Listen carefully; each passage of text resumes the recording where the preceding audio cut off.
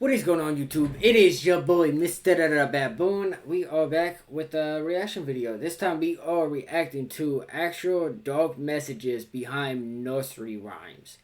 So, we're going to react to this, see what dark messages is behind the nursery rhymes. What could go wrong? Anyways, if you guys do like this, make sure you guys do like, comment, subscribe, let me know what you guys think. Turn on post notifications so that way you guys never miss a video, whether it's a reaction video, a gaming video, or whenever I decide to actually go film a smoking video. Whenever. One of them three. Or who knows, even something else. Who knows? It could be anything. I could upload anything, like a podcast, me and Jerry does, or anything like that. Who knows? Like, comment, subscribe, and let me know what you guys think. I'm done talking. Link in the description for the video and most likely the channel. So, let's go and get into this. Plagues, murder, human sacrifice. This is hardly the stuff of children's literature, or is it? Once you hear the dark messages behind nursery rhymes that you thought you knew, you'll have to agree that Mother Goose has earned her place alongside the world's greatest horror writers, like Edgar Allan Poe, Bram Stoker, and Stephen King. Nursery rhymes have seemed harmless or downright cute to us today, but when you learn about the dark history behind some of the most famous and enduring nursery rhymes, they sound less like adorable children's songs and more like gruesome horror stories. From evil monarchs to public executions, deadly plagues to brutal murders, nursery rhymes are more than just background music for fun children's games. They're a living record of some of the darkest moments in history. Ring around the rosy, pocket full of posies, ashes, ashes, we all fall down. This catchy nursery rhyme from 1881 brings to mind images of adorable children holding hands, singing and dancing in a circle until they all fall down. It may seem like a harmless game, but this fun children's song actually has a very dark story behind it. The memorable rhyme is actually about the Great Plague that hit London in 1665 and killed up to 15% of the entire population of the city. The rosy refers to the painful and highly visible rash that was the hallmark symptom of the plague. Death and disease were so rampant in the crowded cities that citizens took to filling their pocket with sweet-smelling flowers like posies to cover up the stench of death that was everywhere. And the mention of ashes is a reference to the thousands of bodies of plague victims that were unceremoniously burned in an attempt to prevent the spread of the disease and to clear the city of the piles of bodies of victims. There's definitely more to this children's song and game than it first appears. The often brutal reality of life in London has inspired more than one dark poem, and it's not just plagues that provided dark fodder for nursery rhymes. London Bridge is falling down, falling down, falling down. London Bridge is falling down, my fair lady.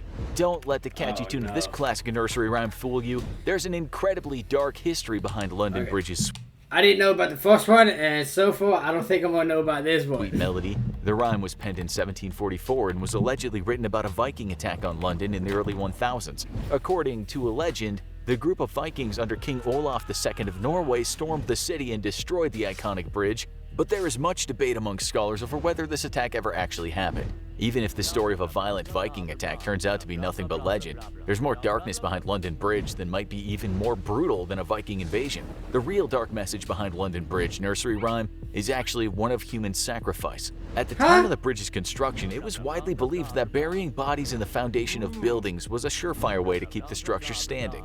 The bodies were thought to add strength to the structure, and the spirits of the dead would also watch over the bridge in death. Even worse, the sacrificed people, many of them children, were rumored to have been immured in the walls, meaning they were entombed within the foundations while they were alive, and slowly died from lack of food and water after the walls had been bricked up. This brings a whole new level of darkness to the children's game that often accompanies. How's it going? Oh, the interest rate's up. I've been looking at a better savings account, but no, there's no. At NerdWallet, we can help you make the smartest decision by comparing rates of top high-yield savings accounts. So the amazing. you know how fucked that is, making them fucking starve and like. So I can finally let it fly. Bro, that is so fucked. And put the ball. So fucking the rhyme. Two children will form an arch with their arms to represent the bridge, while others will take their turn walking under the bridge. When the song ends, the bridge falls and the children will drop their arms. The last person to walk under the bridge finds themselves trapped within the walls, just like the human sacrifices of legend. Human sacrifice is certainly dark, but one family had so much darkness in their history that they inspired multiple dark nursery rhymes. Mary, Mary, quite contrary, how does your garden grow? With silver bells and cockle shells and pretty maids all in a row. This sweet and harmless sounding rhyme from 1744 is actually all about a very dark subject. I never heard that Mary one. the First of England, also known in history as Bloody Mary. She was the first woman to rule England in her own right, and though her reign was short, it was brutal and bloody. Mary's father, King Henry VIII, had split with the Catholic Church over the church's refusal to grant him a divorce from Mary's mother, Catherine, the first of his eventual 6 wives. A staunch Catholic herself, when Mary took the throne, she set about reversing her father's religious reforms and exacting her revenge for this horrific treatment of her mother. During her short reign, Mary made it illegal to practice a different religion than the monarch, and brutally tortured anyone who refused to convert to Catholicism. Under Mary's rule, hundreds of heretics were burned alive at the stake for their religious beliefs. The silver bells and cockle shells in the rhyme might sound like beautiful flowers or harmless gardening instruments, but in reality, they were actually medieval torture devices rumored to have been used on heretics under Mary's orders. Bloody Mary's reign was so brutal that it inspired more than one dark nursery rhyme, including this one from 1805. 3 blind mice, 3 blind mice, see how they run, see how they run. They all ran after the farmer's wife, who cut off their tails with a carving knife. Did you ever see such a thing in your life as 3 blind mice? The 3 blind mice in the rhyme were thought to be 3 prominent Protestant bishops, Hugh Latimer, Nicholas Radley, and the Archbishop of Canterbury, Thomas Cranmer. These formerly powerful men not only refused to convert to Catholicism under Mary's brutal rule, but they also actively plotted to overthrow her. The plot was discovered and the 3 religious men were charged with treason and burned alive at the stake. Their executions were some of the most high-profile of the many brutal executions doled out during Mary's reign. For years after their killings, rumors swirled that Mary had also had the men dismembered and blinded before death. And though that was later proven to be false, the legend stuck and the men would forever be known as the 3 blind mice. If you thought Mary was bad, you only have to look at her family tree to see where she got it. Another popular nursery rhyme from 1805 was based on the dark deeds of Mary's own father. Old Mother Hubbard went to her cupboard to get her poor doggy a bone.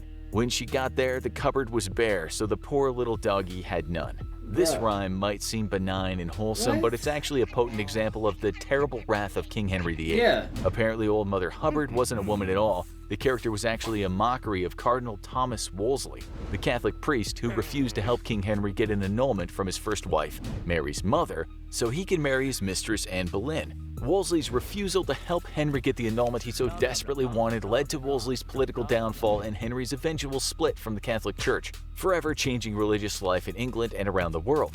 The story is especially dark when you realize that Henry went to all this trouble only to have his marriage to Anne last for a mere 3 years before he had her beheaded for treason, so he could marry the 3rd of his 6 wives. Mary's brutal persecution of heretics is legendary, but here too she took a page out of her father's books. This 1784 rhyme paints a disturbing picture of how Catholics were treated under her father, King Henry. There's no denying that Mary certainly learned a thing or two from him in her later persecution of Protestants. Goosey, goosey gander, whither dost thou wander?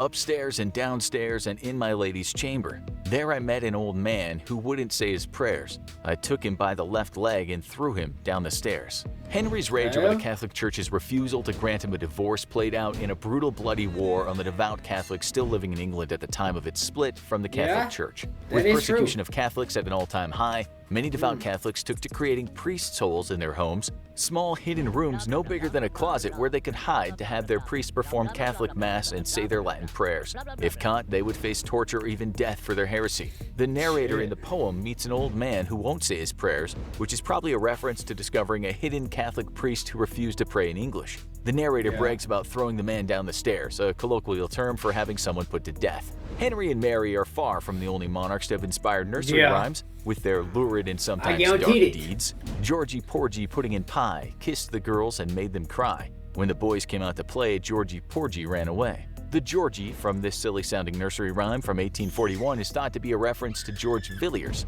the Duke of Buckingham, and a beloved friend of King James I. The two men were so close, in fact, that Villiers was rumored to actually be James's longtime lover. While there's no hard proof of their romantic relationship, it was certainly no secret that James favored Villiers and showered him with land, titles, and money during his reign. This, combined with Villiers' reputation as a ladies' man who had frequent dalliances with married women, sometimes against their will, earned him the hatred of other men at court and eventually led to him being stabbed to death in a local pub. Naughty royals certainly make good fodder for dark nursery rhymes, but sometimes the real story behind a gruesome rhyme is actually less dark than the rumors that surround it. Jack and Jill went up the hill to fetch a pail of water. I have heard Jack this one. fell down and broke his crown, and Jill came tumbling after. This rhyme has long been rumored to be about France's King Louis XVI and his wife Marie Antoinette, who lost their crowns and their heads in the French Revolution of 1793. Yeah, they did. But the rhyme, written in 1765, actually predates their executions by a good 30 years. Scholars agree that it's more likely about King Charles I's attempt to reform the tax on liquids. When Parliament rejected his proposal, he retaliated by reducing the volume of half pints, known as jacks, and quarter pints, commonly called gilts. In yet another royal-inspired nursery rhyme, lurid rumors about two English monarchs have been passed on from generation to generation. Rock-a-bye baby in the treetop. When the wind blows, the cradle will rock. Yeah, I heard when this the one bough too. breaks, the cradle will fall, and down will come baby, cradle and all. This sweet song is no wholesome lullaby. It's actually rumored to be about King James II of England and his wife Mary of Modena. In 1630, they announced the long-awaited birth of their son Charles. After years of difficult pregnancies and the death of at least 5 of their infant children, England at last had a Catholic heir to the throne. The trouble was, it was widely believed that the boy was not actually their son at all. Rumors spread far and wide that the boy, who is now a prince, had not been born of James and his wife, but had actually been snuck into their birthing room and passed off as their own son. Whatever the truth of his birth, Charles went on to become one of England's most popular kings, earning himself the nickname of the Merry Monarch for his lively and indulgent court life. Many nursery rhymes are not what they seem, but the story of the origin of this rhyme will certainly come as a surprise. Here we go round the mulberry bush, the mulberry bush, the mulberry bush. Here we go round the mulberry bush so early in the morning. I never This heard that simple one. rhyme is often part of an amusing game for children, but it actually has dark, sinister roots. According to a former governor of England's notorious 420-year-old Wakefield prison, the song should not be credited to Mother Goose. Rather, it was created by the prison's female prisoners in the 1840s. The prisoners took their daily exercise outside under strict supervision, walking round and round a mulberry tree in the prison yard, and they invented the song to liven up their monotonous routine. Nursery rhymes are truly more than just child's play. Now that you know the dark messages behind nursery rhymes, these merry songs will never be the same. If you thought this video was fascinating, be sure and check out our other videos like this one. I mean, it was a good video. I didn't know the majority of that. I didn't know any of that was like, had some dark things to it. But I mean, I have heard like, I think 1 or 2 of the rhymes, but like, that was long ago. But I mean, I didn't know there was like dark messages behind them. So that's a little something to learn. It's kind of like, what? Ooh, why? I mean, I'm not even going to try to think about it. You guys stay safe. I'll see you guys in the next video. Positivity is key. Motivation is key. Happiness is key. If you guys have watched this far, make sure you like, comment, subscribe, turn on post notifications. That way you guys never miss a video. Share the video if you guys did enjoy it. And if you guys think someone else will enjoy it. Someone you know, or just shout. Maybe someone random will find it. And they click on it and they get a little joy or something. Learn a little something. But I will see you guys in the next one. Stay safe, positivity, all that good stuff. Watch out for each other. I'll see you guys in the next one. Stay safe.